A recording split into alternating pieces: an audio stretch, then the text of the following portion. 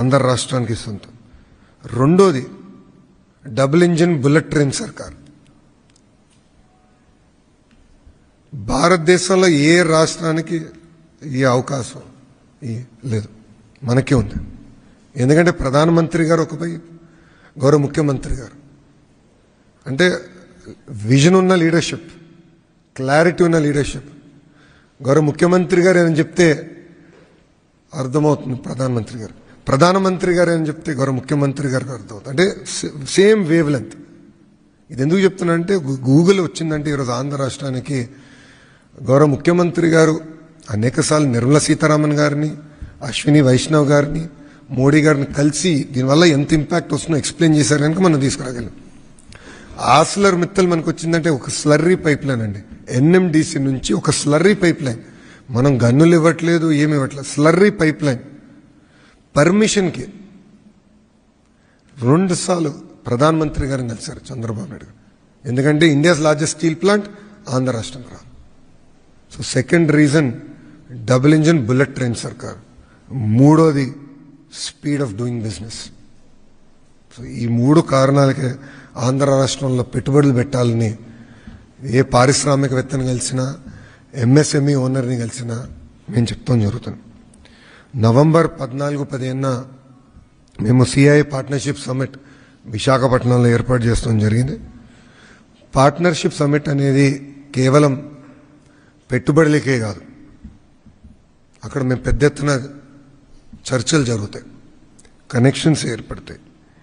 Industrial leaders, investors, innovators, policy makers అందరూ విశాఖపట్నానికి వచ్చి రాబోయే డికేడ్లో ఎలాంటి టెక్నాలజీస్ రాబోతున్నాయి, ఎలాంటి మార్పులు రాబోతున్నాయి, ఆ మార్పుల్లో ఆంధ్ర రాష్ట్ర పాత్ర ఏంటి, ఆంధ్ర రాష్ట్రం ఏం చేస్తే బాగుంటుంది, భారతదేశం కూడా ఏం చేస్తే బాగుంటుందని చర్చించే వేదిక. అందుకే మేము partnership summit Anu, investor summit. That is very very important.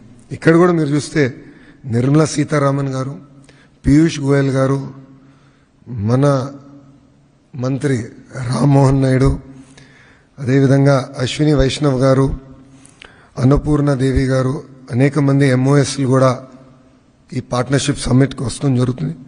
సుమారుగా 300 మంది పార్టిసిపెంట్స్ 45 దేశాల నుంచి ఇప్పటికీ కన్ఫర్మేషన్ ఇచ్చారు. దాంట్లో 3 G20 దేశాల నుంచి, అదేవిధంగా యూరోప్, ఏషియా నుంచి అనేక మంది వస్తున్నారు. 12 మల్టీలాటరల్ ఆర్గనైజేషన్స్, 72 మంది ఇంటర్నేషనల్ స్పీకర్స్ కూడా ఈ కార్యక్రమాల్లో పాల్గొనడం జరుగుతుంది. 48 సెషన్లు ఆర్గనైజ్ చేస్తున్నాం. 48 స్పీకింగ్ సెషన్స్ ప్లీనరీతో కలిపి, దాంట్లో 27 technical sessions, 3 stand alone sessions, 11 state specific sessions.